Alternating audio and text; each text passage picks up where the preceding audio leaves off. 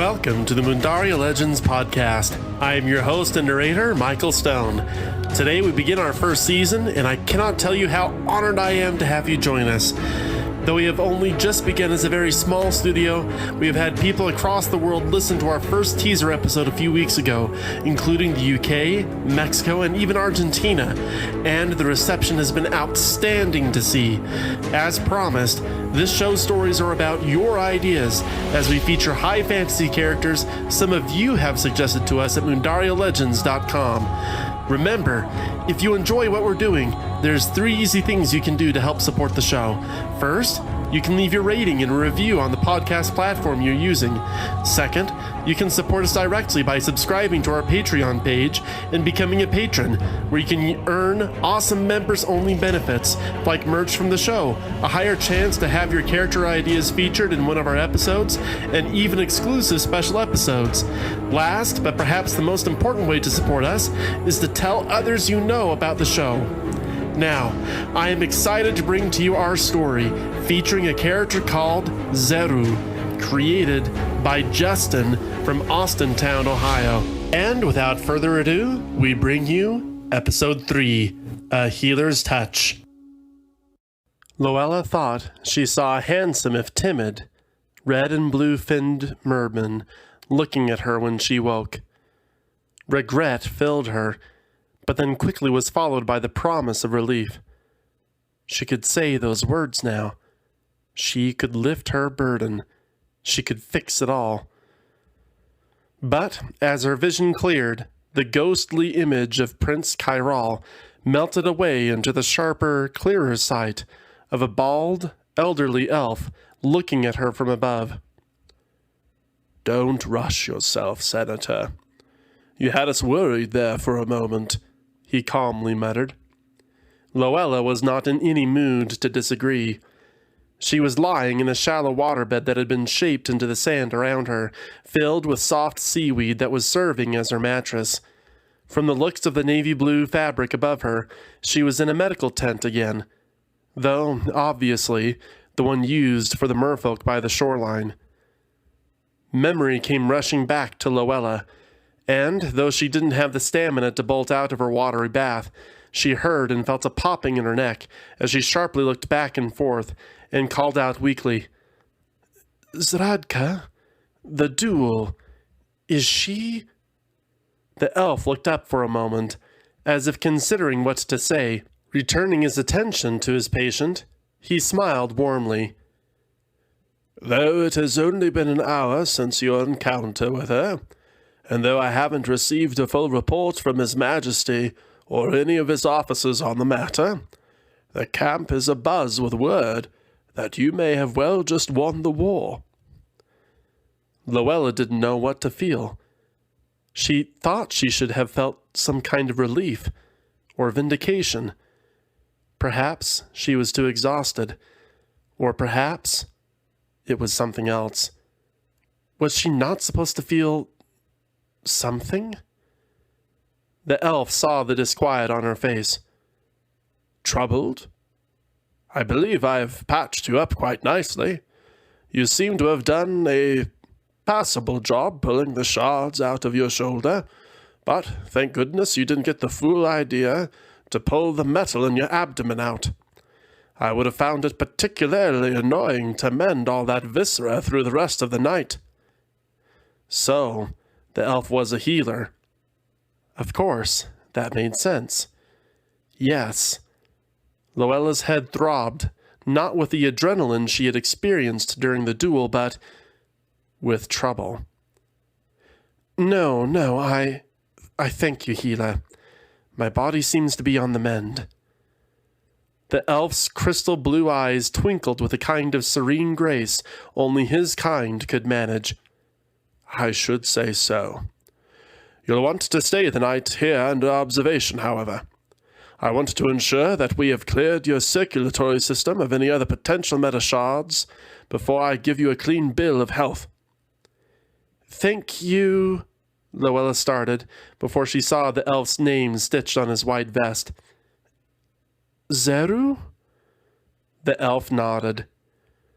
Loella slowly turned her head until she again was facing the ceiling.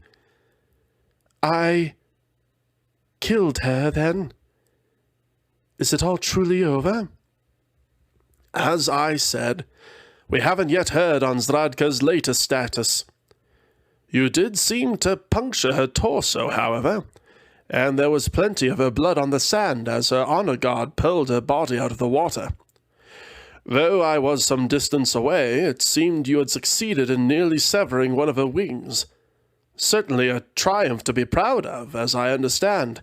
There are plenty of nerves that go through that joint. Even if she does survive, you may have well inflicted the greatest pain of a lifetime on that beast. Loella laid still for a moment, the healer's words sinking in. The image of a mangled draconid body being pulled from the water, guards having to carefully ensure that they didn't pull Zradka's wing even further off, began to haunt her. Seeing the concerned look on Loella's face, Xeru added, Don't fret. Even if Zradka lives, we have lost nothing.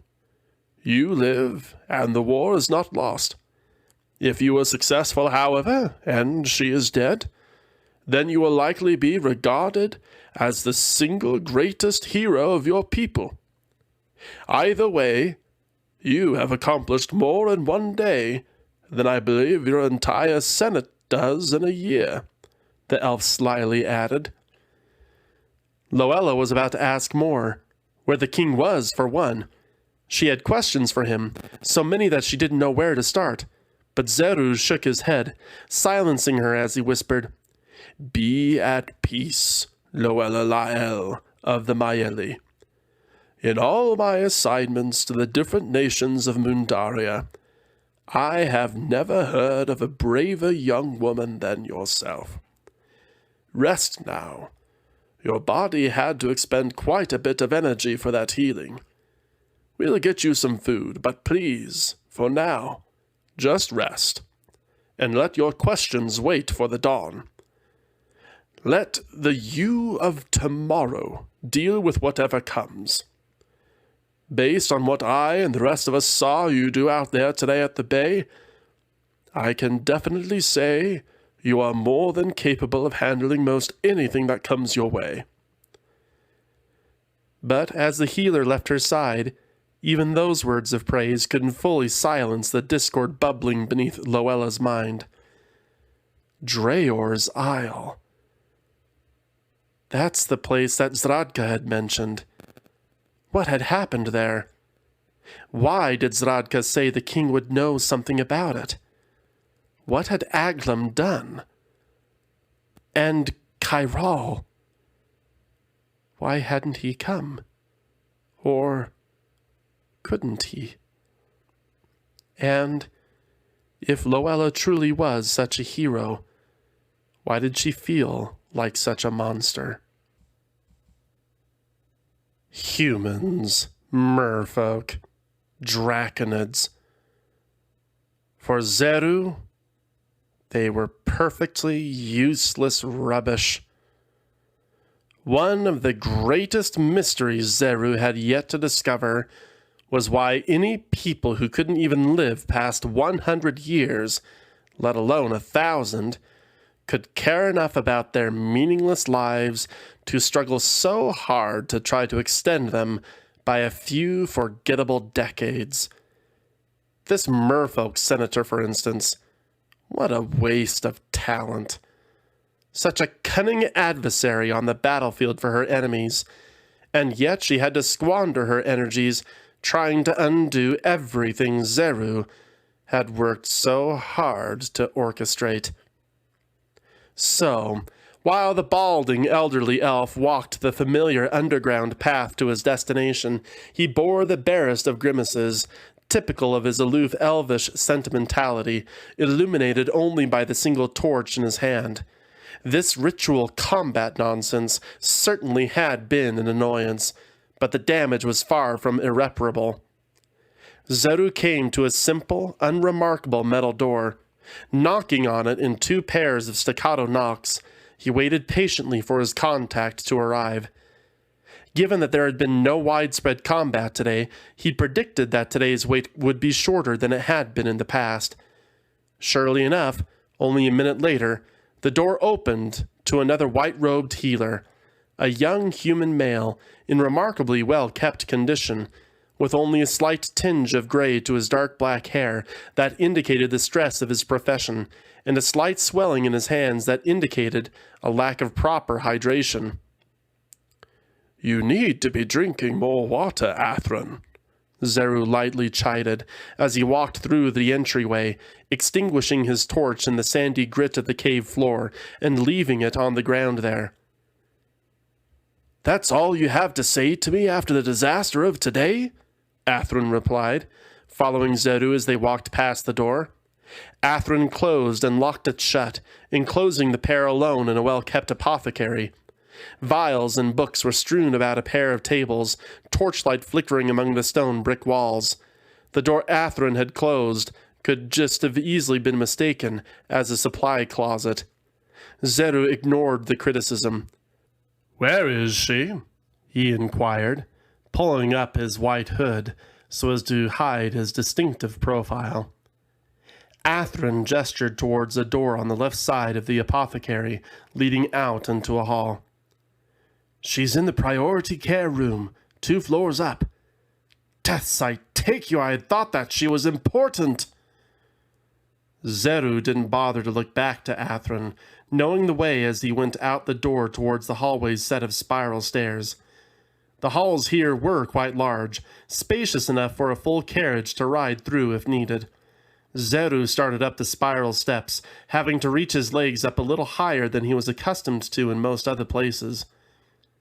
"Mind your language, Athron, as well as to whom you speak," Xeru calmly reminded. Athron sounded as if he was about to complain more, but the quiet sigh behind Xeru told him that the human had thought better of it. "Forgive me. I was just not aware you had planned for this ritual combat to happen." Xeru stopped in the spiral staircase, looking down at Athron in the flickering torchlight as he considered the sheer incompetence of his student. "I allow this to happen? No, quite the contrary. My understanding was that you were monitoring any communications between Archchief Celeste and any outside sources. Celeste's foolish notions to make peace with the dragons must be reined in, and yet your indiscretion allowed this meddling senator to nearly bring this war to a screeching halt with that ridiculous duel."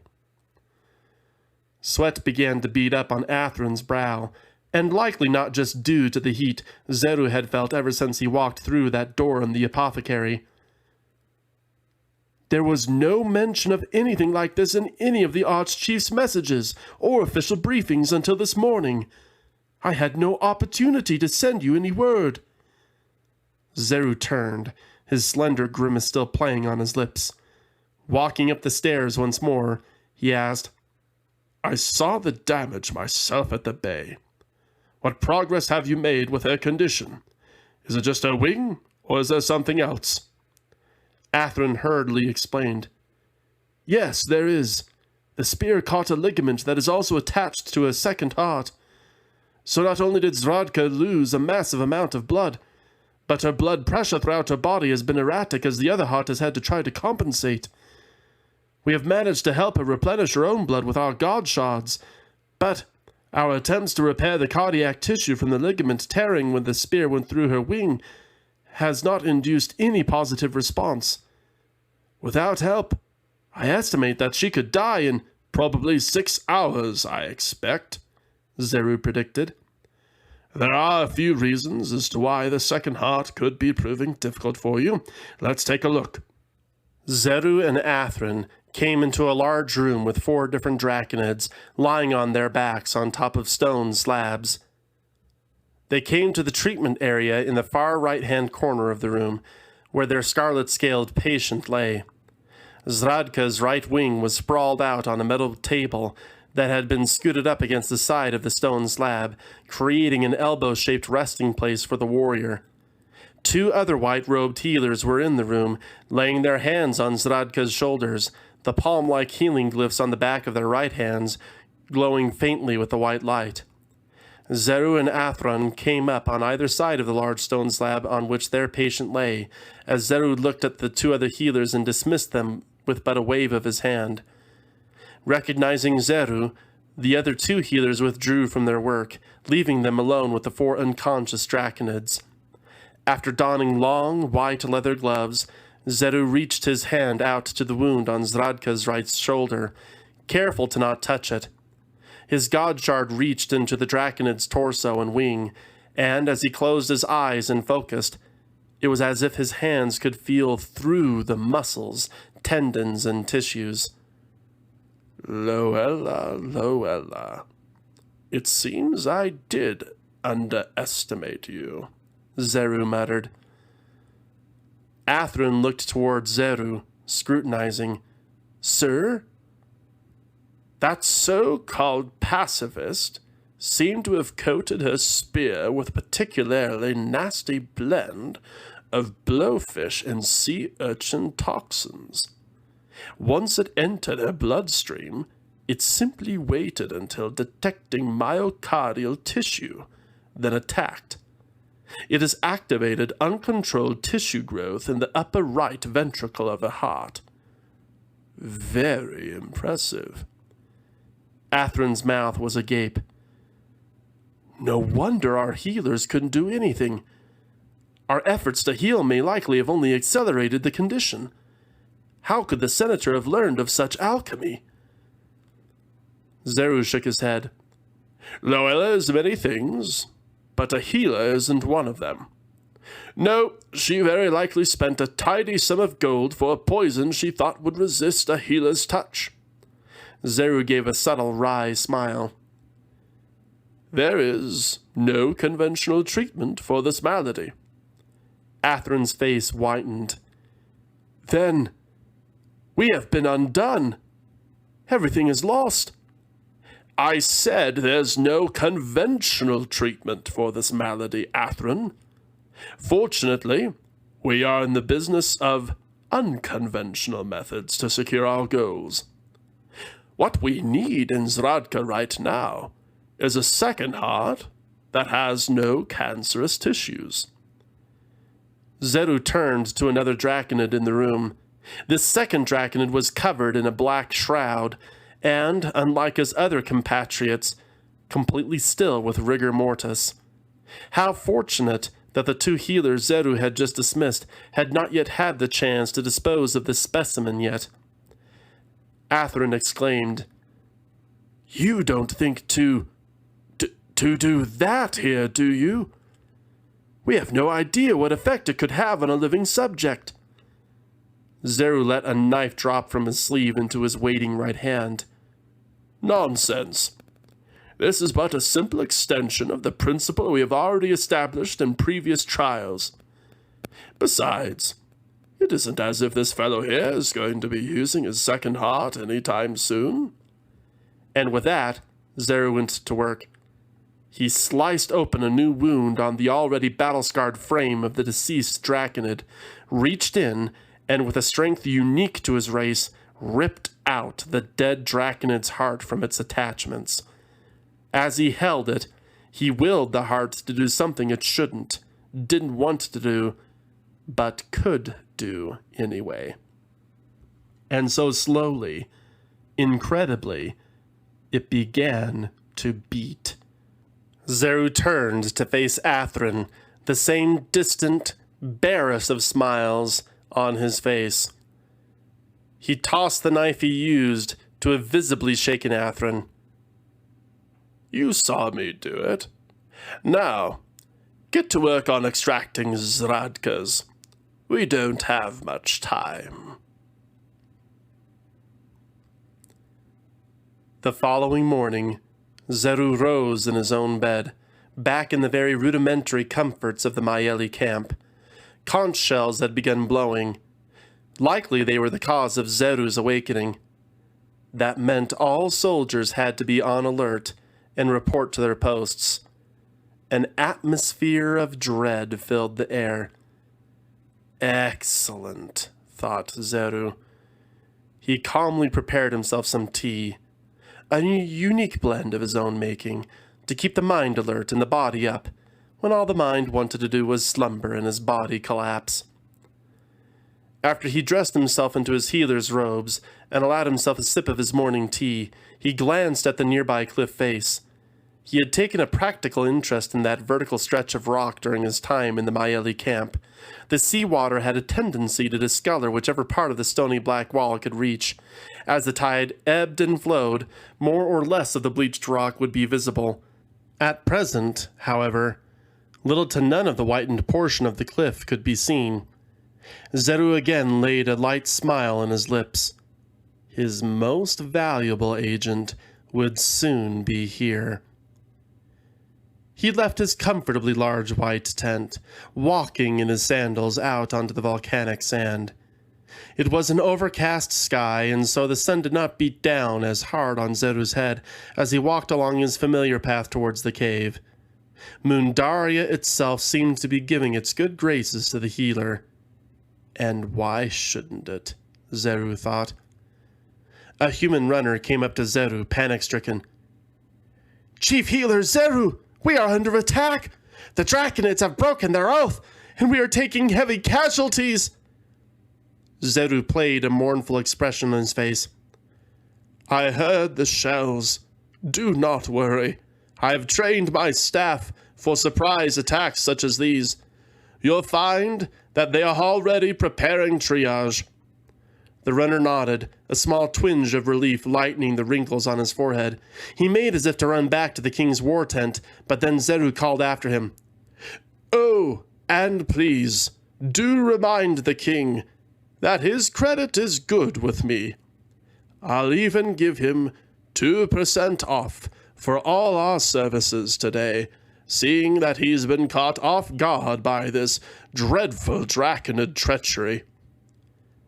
The runner stopped in his tracks, wide-eyed, the stress still obviously weighing on his mind, but transfixed by the chief healer's words. He walked purposefully towards the healer, momentarily causing Xeru to ready the knife in his sleeve. What was this little human doing? Then, without warning, the man hugged Xeru, weeping. Xeru rolled his eyes. Of course. Human sentimentality. The runner withdrew himself and looked up at Xeru's face, grasping his arms and explaining, thank you, sir. This is just from me, not from the king, but thank you so much. I realize that it's your religion to offer your services to all the nations around the world, but I have never seen such mercy and kindness in all my life. I honestly don't know how you can stay so calm, so serene. You're a beacon of light to us all." Xeru allowed himself a little paternity to his smile. "I only live to serve, friend. Now, please, do go back to the king. Doubtless he requires your further assistance." The runner wept the tears from his eyes, nodding. Yes, sir, of course, will do."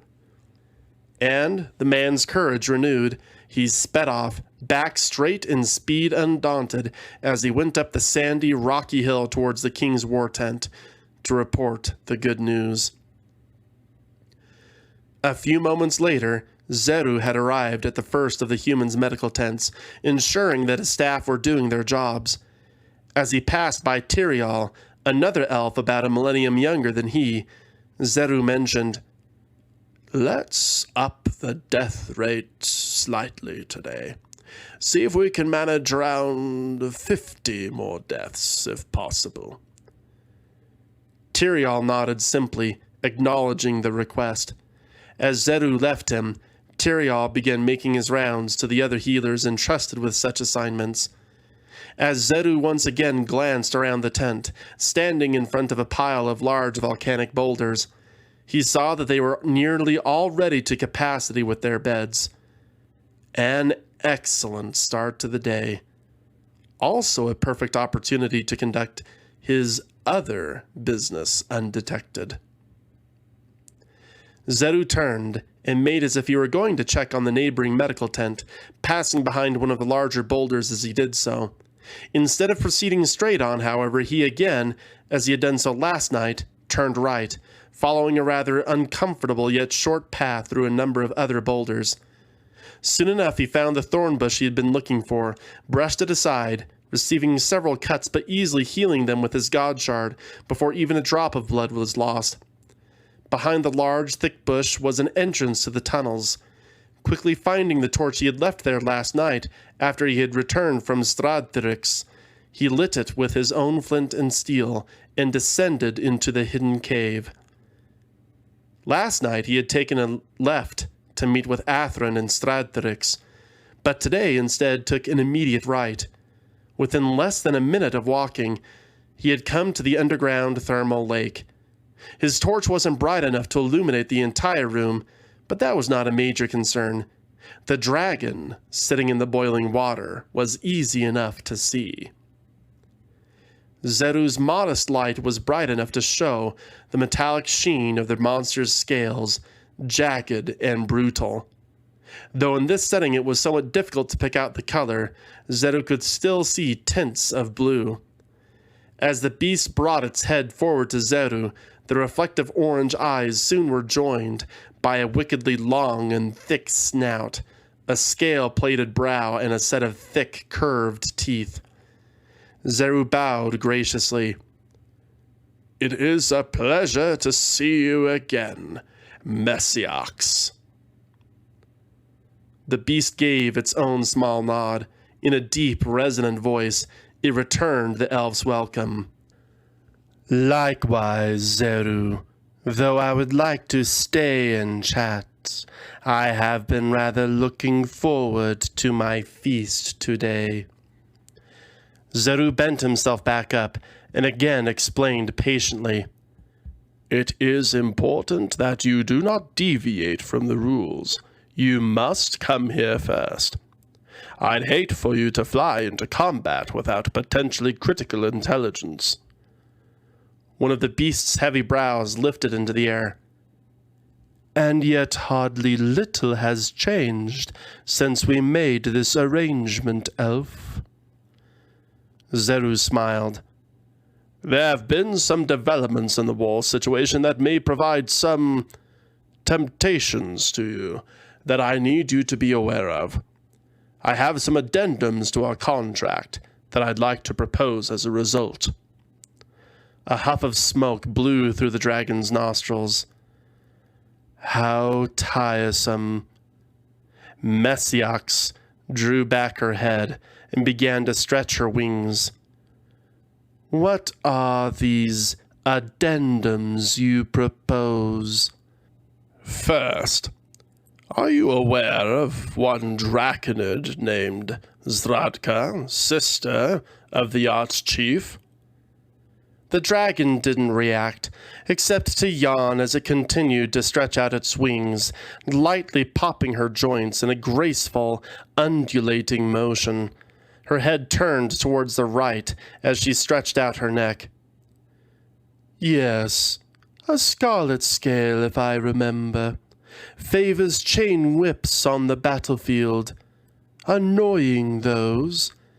Sometimes she manages a lucky hit between the scales, and those little molten bolts of hers can give a good sting. What about her?"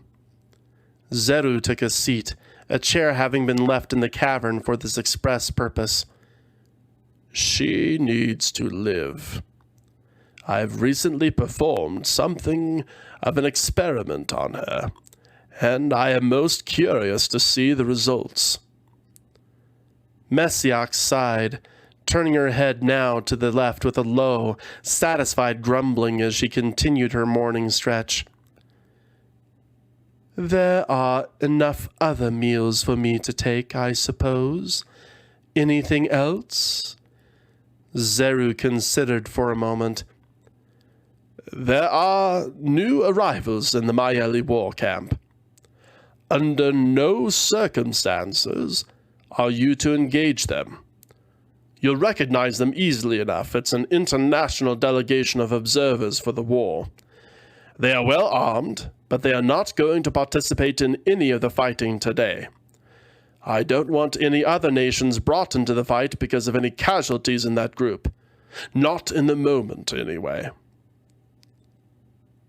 Messiax waited, as if expecting more. When Xeru did not add any further information, the dragon gave a wicked smile, bringing its head back towards Xeru until it was just a few paces away. "That's all you have for me, then?" Xeru shook his head. "I believe that should suffice for today. Now, if you don't mind granting your assent—" "But I do, little elf." Messiax's throat glowed orange, highlighting the curved sabers that were her teeth.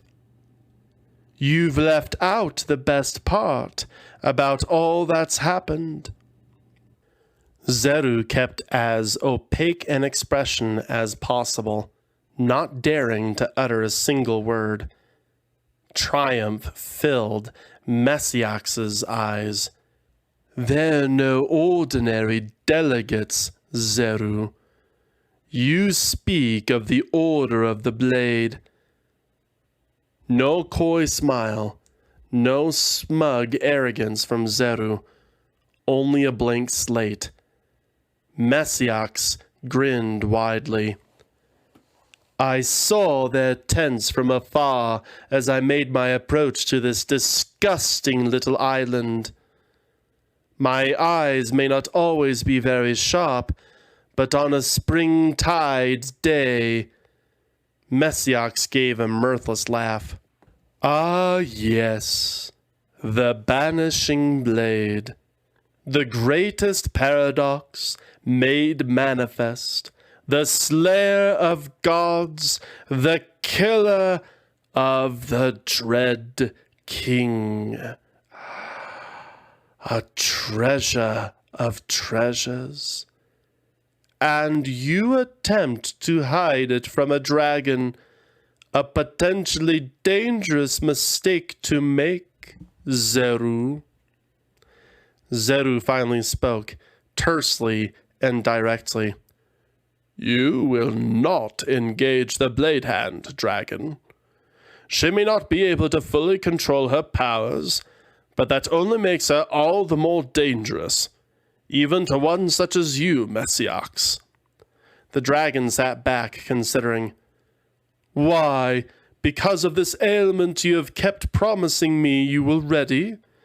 You elves may squander all the time you wish with your politicking and plots, but most dragons consider time a treasure too worthwhile to waste across the centuries. My time even more so, considering." Xeru took a step directly towards Messiax, unintimidated. "Yes, which is exactly why you need to leave the Blade Hand to me.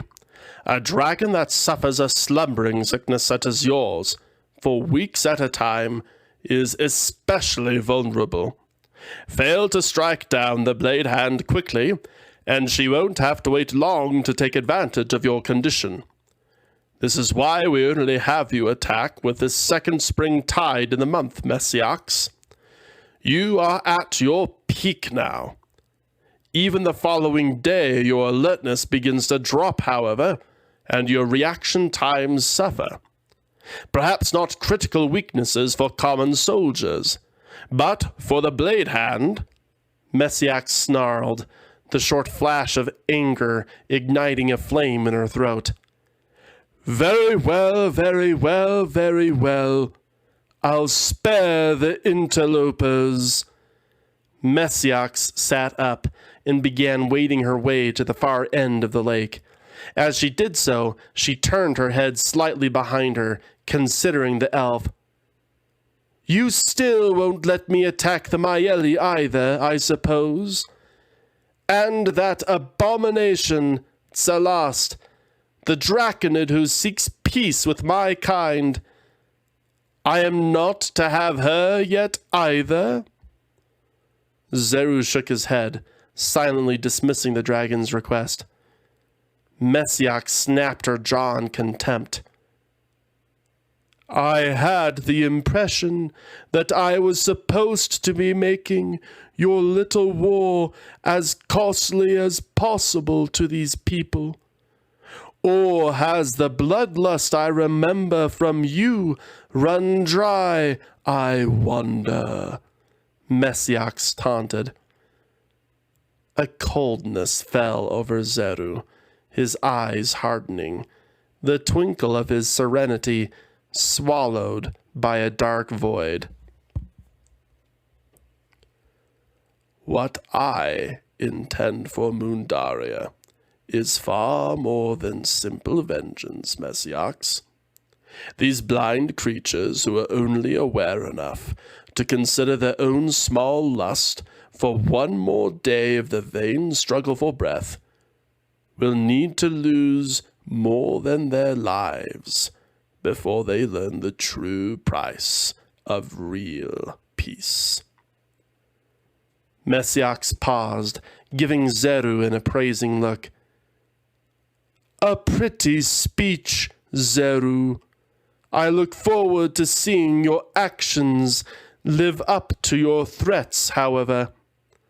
And with that, the dragon began to dive into the water, swimming into the heated vents that would take her out to sea.